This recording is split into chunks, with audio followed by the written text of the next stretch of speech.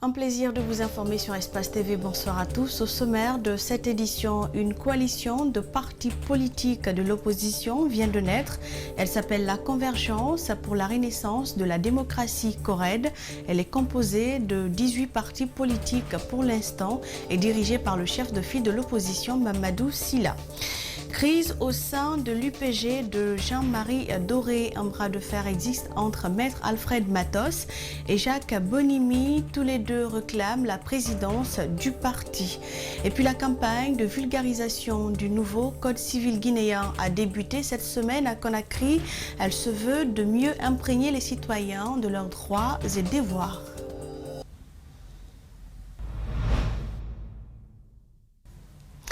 Bonsoir, bienvenue. Rassembler les partis politiques de l'opposition autour d'une coalition forte afin de faire face à toutes les préoccupations de la nation.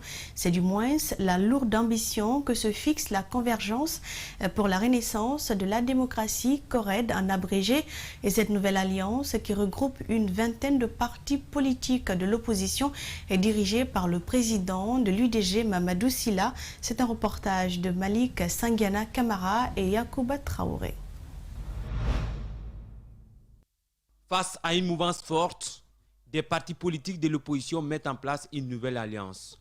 L'idée de créer la Convergence pour la Renaissance de la démocratie, CORED, est de permettre à ses membres d'être plus forts, avoir une même vision et un même langage politique. Aujourd'hui, si nous, l'opposition, ne se donne pas la main, et on parle de même langage, ou en tout cas qu'on crée une force comme ça, et on risque d'aller rendre dispersé. Et c'est pourquoi chaque fois, il y a notre échec par rapport en face le pouvoir. Les leçons des multiples échecs enregistrés par l'opposition dite républicaine dans le passé face au régime Condé devraient être tirées par cette nouvelle coalition politique. Le dialogue politique et social qui pointe à l'horizon, la CORED est prête à y prendre part à travers ses représentants. Le dialogue ne peut pas inviter 300 partis agréés en Guinée. Le dialogue peut, ils ont déjà dit que c'est des personnes, ce que le décret a dit, que c'est des personnes qui attribuent à l'opposition. Donc si on ne se réunit pas, je ne sais pas qui vont prendre les qui. Mamadou Sylla, chef de file de l'opposition en même temps, président d'une nouvelle alliance politique, il apporte des précisions. Je suis parti politique avant d'abord être chef de file. Donc, si je peux donner l'exemple, moi je faisais partie d'une coalition à l'époque, qui est Alliance républicaine, qui était à côté de le président de l'IFDG. Donc, j'étais membre de cette coalition. Donc, c'était autour de chef de file. La Convergence pour la Renaissance de la démocratie regroupe 18 partis politiques. Elle est ouverte à tous les autres partis de l'opposition, invite son président Mamadou Sylla. Et on parle toujours politique, rien ne va plus entre les responsables du parti UPG de feu Jean-Marie Doré, Maître Alfred Matos et Jacques Bonimi. Tous responsables du bureau politique se réclament président du parti. Le premier dit être le président du parti tout simplement et le second dit être élu lors du dernier congrès électif du parti. Bernard Koundouno et Ibrahima Souri Kamara pour le compte-rendu. C'est une mésentente qui risque de séparer les héritiers politiques de feu Jean-Marie Doré. Depuis longtemps, Maître Alfred Matos réclame la présidence du parti UPG à travers les déclarations faites dans certains médias de Conakry. Sur le site Mosaïque Guinée, Maître Matos a déclaré: les attributs du parti, c'est moi qui les ai. On a le siège, le cachet et on est l'interlocuteur du ministère de l'administration du territoire et de la décentralisation. Il y a un congrès qui va se tenir. Il ne faut pas qu'il se presse car le congrès décidera de qui sera le prochain président. Donc je suis dans cette posture-là. Il y a un mandat de 4 ans qui est en train de finir. Je suis élu pour 4 ans. Le mandat finit maintenant. Pour le camp adverse dirigé par Jacques Bonemi, il n'y a aucun conflit de leadership au sein du parti UPG. Pour lui, il est le seul président reconnu par les institutions et sur la scène politique guinéenne. Il estime que Maître Matos a perdu la présidence du parti lors de son dernier congrès électif au cours duquel l'ancien commissaire de la CENI a été élu président du parti Union pour le progrès de la Guinée. J'ai été élu suite au congrès extraordinaire qui s'est tenu le 2 et 3 mars 2019 à Dixine là-bas. Et depuis lors, c'est vrai que Matos, qui était le président sortant, qui avait fait 2 ans et demi comme président du parti, n'avait pas reconnu ce congrès que lui-même il a organisé parce qu'il a vu qu'il allait perdre les élections. Il a pris son avion pour aller en France. Et depuis lors, il continue à réclamer partout qu'il est le président. Il a un mandat qui n'est pas fini. Ça va finir en septembre 2021. Un congrès doit avoir lieu d'ici la fin de l'année. Les militants souhaitent qu'il permettra de mettre fin à cette guerre qui risque de bien faire exploser le parti. Autre fait de l'actualité, lancement ce mardi de la campagne de vulgarisation du nouveau Code civil guinéen. L'initiative vient des organisations de défense des droits humains, dont Amnesty International et Wafrika. L'objectif est de mettre ce nouveau document à la disposition des citoyens afin de mieux s'imprégner de leurs droits et devoirs. C'est la maison de la presse qui a abrité la cérémonie de lancement. André Mossi Milimono Yacouba Traoré. Le nouveau Code civil guinéen a été adopté en 2019. Amnesty International et Wafrika Guinée font partie des ONG qui, en 2015, ont mené des plaidoiries pour la révision de l'ancien Code civil guinéen. Il est question aujourd'hui pour ces organisations de faire connaître ce nouveau document aux populations à la base à travers une vaste campagne de vulgarisation. Ce qu'on peut dire, c'est que la version révisée du Code civil en 2019 incluait pas mal des préoccupations qu'on avait. Et donc, on était assez satisfait du texte. Comme vous le savez, en Guinée, beaucoup de textes sont votés, adoptés, promulgués et passent dans les tiroirs sans qu'ils soient mis en application. Donc aujourd'hui, ce qu'on veut faire, c'est qu'on veut lancer une campagne de vulgarisation qui permettra justement la mise en application de toutes ces dispositions qui nous intéressent dans le texte.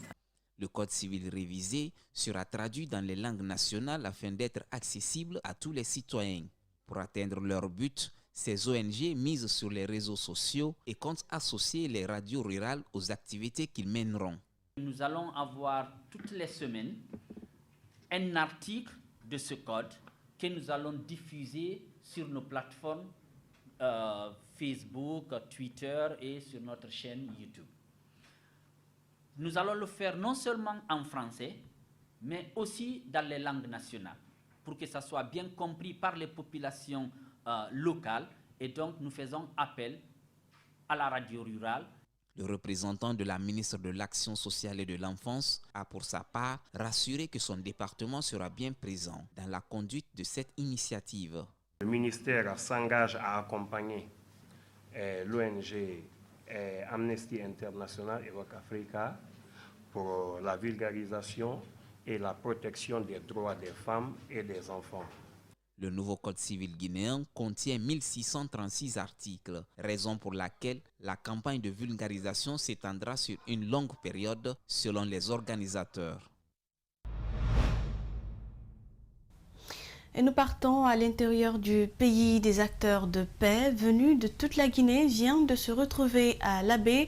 Entre autres objectifs, élaborer de nouveaux plans d'alerte précoce contre les violences sous toutes ses formes, la lutte contre l'ethnostratégie et le respect des droits humains, le renouvellement des instances de la coalition nationale de la paix en Guinée était aussi à l'ordre du jour. En 3 jours d'intenses travaux et d'échanges, les participants retournent tous heureux dans leurs régions respectives. Alpha Ousmane Ba a suivi les conclusions suivantes.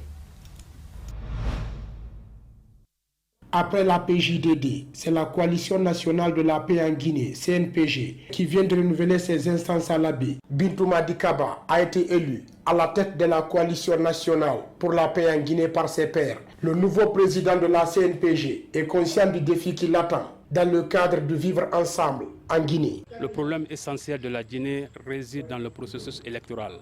Chaque fois qu'il y a des élections en Guinée, c'est des problèmes, c'est des tensions. Nous allons faire en sorte que dans le processus électoral soit observé et que nos acteurs à tous les niveaux, à toutes les échelles géographiques, jouent leur rôle d'acteurs de paix pour l'apaisement, pour l'acceptation et pour le mieux vivre ensemble. L'Assemblée générale de 3 jours, qui a réuni les représentants des coq-paix de différentes régions du pays, a permis également la révision des statuts et des textes réglementaires. Ces différents participants venus de toutes les régions, de toute la Guinée, d'abord intègrent l'exercice démocratique, sont d'accord avec la culture de l'alternance qui s'exerce au sein du réseau. Ça, c'est un aspect important. Aussi, ils vont, parce qu'on n'a pas fait qu'élection, on a réussi aussi à réviser les statuts et règlements pour vraiment faire asseoir cette coalition dans un socle plus solide, mais aussi et surtout de continuer à aller dans le sens de la prévention et la gestion des conflits, mais aussi et surtout aller dans le sens de la culture du bon vivre entre les citoyens guinéens et de lutter contre l'ethnostratégie qui est un facteur de violence. Le déroulement du vote et la révision des instances sont allés dans un sens qui réjouit les participants à l'Assemblée générale.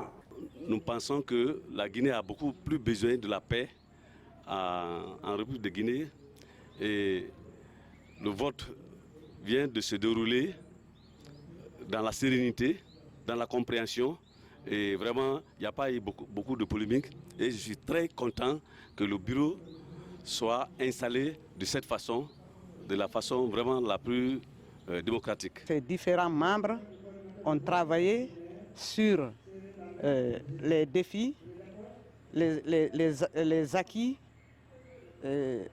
les résultats, disons.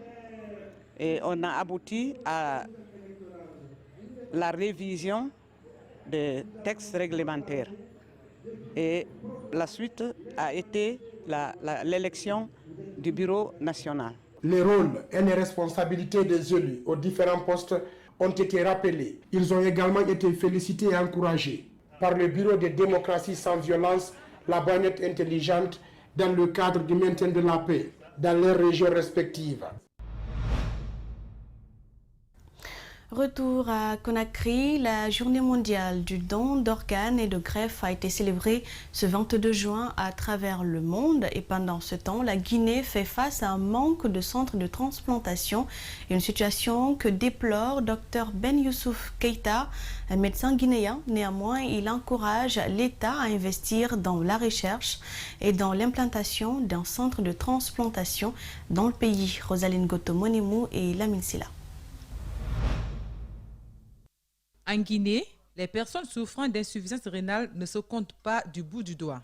Les patients les plus aisés, pour se faire soigner, se font, eux, évacuer à l'extérieur. Ceux avec un revenu faible n'ont pas d'autre choix que de laisser le destin accomplir sa tâche, car dans le pays, il n'existe aucun centre de transplantation.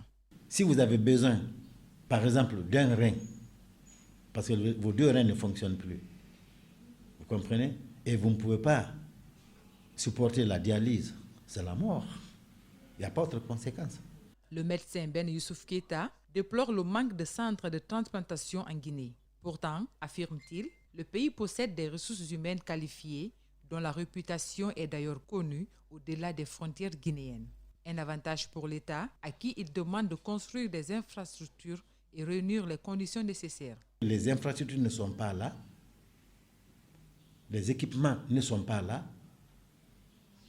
et les moyens financiers et techniques manquent. Cependant, une fois de plus, nous avons des ressources humaines formées qui actuellement officient à l'étranger, en Europe et ailleurs, qui sont capables, si les conditions sont réunies, de venir faire ce travail chez nous en Guinée. Les patients souffrant de l'insuffisance rénale font recours à des traitements qui ne leur permettent pas de recouvrer totalement leur santé. Pour les accompagner, l'État subventionne 90% de leur prise en charge. Un geste salutaire selon Dr Ben Youssouf Keita. Pour le cas des insuffisances rénales, comme une seule séance de dialyse coûte 1 million, heureusement, l'État subventionne pratiquement à 90%, ce qui est quelque chose de très bien et qu'il faut saluer, qu'il faut encourager.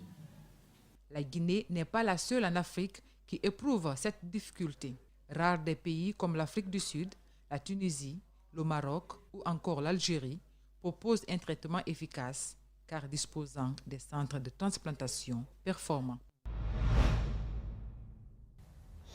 Produire ce que nous consommons afin d'économiser notre devise et exploiter au maximum nos produits, c'est l'ambition ardemment affichée par le président Alpha Condé et il a réitéré encore lors de la cérémonie de remise d'équipements agricoles d'une valeur de 50 millions de dollars américains.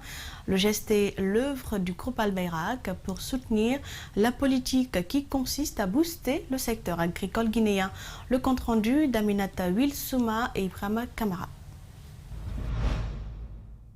C'est toute joyeuse, les autorités guinéennes ont reçu ces équipements agricoles d'un montant de 50 millions de dollars. Ces tracteurs d'Al-Bayrak à la Guinée viennent dans l'esprit de booster le secteur agricole, augmenter la productivité et assurer l'autosuffisance alimentaire. Une joie immense pour la population. Je suis très heureux que M. Ahmed nous accompagne dans cela. Et nous sommes convaincus que d'autres partenaires aussi vont suivre. Car nous avons décidé, en plus de soutenir les paysans traditionnels, de faire des baux de 5, 10 000, 15 000 hectares avec des partenaires qui feront des aménagements qui permettent de doubler la production, de faire 2 cultures par an et de permettre aux paysans d'avoir accès à la culture moderne. Cette cérémonie de remise a connu la présence des autorités turques en Guinée. En effet, depuis l'ouverture de l'ambassade de Turquie à Conakry et surtout par la visite de son Excellence M. Recep Tayyip Erdogan, nos deux pays mènent toujours une excellente coopération dans des divers domaines. Et la Turquie souhaite apporter sa contribution au redressement de ce secteur avec toute expérience en la matière et accompagner la Guinée dans son développement vers un pays de l'émergence économique. Le groupe Al-Bayrak réaffirme son engagement à accompagner la Guinée dans le secteur agricole. C'est pourquoi le président de la République, dans sa nouvelle politique de gouverner autrement, donne cette opportunité aux paysans pour mieux sortir de ce marasme économique. L'agriculture ne se développe pas en peu de temps. L'appui d'une mobilisation collective pour mettre en valeur la production et puis la transformation se réalisera.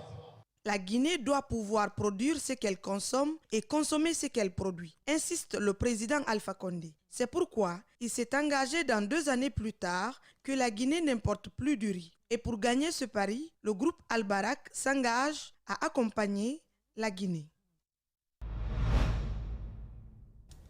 De l'agriculture à l'assainissement, la campagne nationale de sensibilisation citoyenne sur l'assainissement autour du projet Mon quartier propre, lancée à Conakry. L'initiative est du ministère de l'Hydraulique et de l'Assainissement, exécutée par l'Agence nationale de l'assainissement et de la salubrité publique, en relation avec Enabel. Objectif: responsabiliser les populations dans leurs devoirs en vue de participer à l'assainissement de leur environnement et s'abonner au PME. Mariam Fodé Camara commente les images d'Abdoulaye Camara.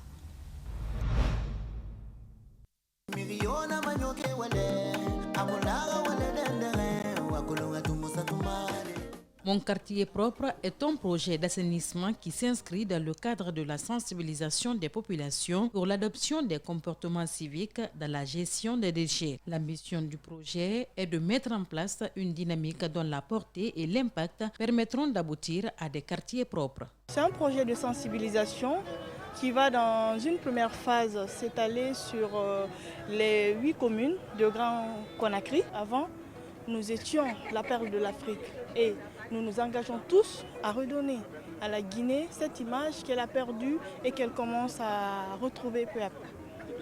La campagne Mon quartier propre est portée par le ministère de l'Hydraulique et de l'Assainissement avec l'appui du projet Sanita Ville Propre financé par l'Union européenne et mise en œuvre par Enabel. Cette première phase couvrira le Grand Conakry. L'opération est élaborée par tous les acteurs du secteur des déchets et nécessite l'implication de tous. Ce qui nous a motivés, c'est véritablement d'arriver à avoir un système pérenne et fonctionnel de gestion des déchets.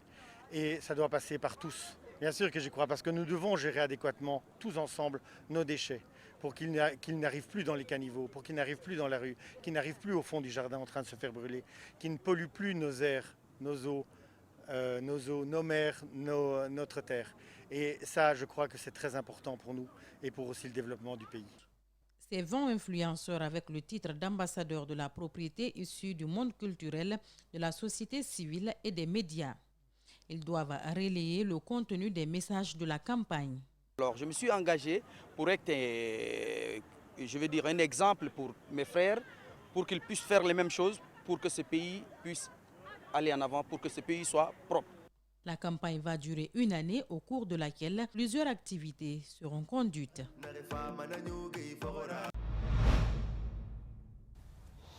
Et voilà, toute la rédaction a réalisé ce journal. Merci à vous pour l'attention et bonne suite de programme sur Espace TV.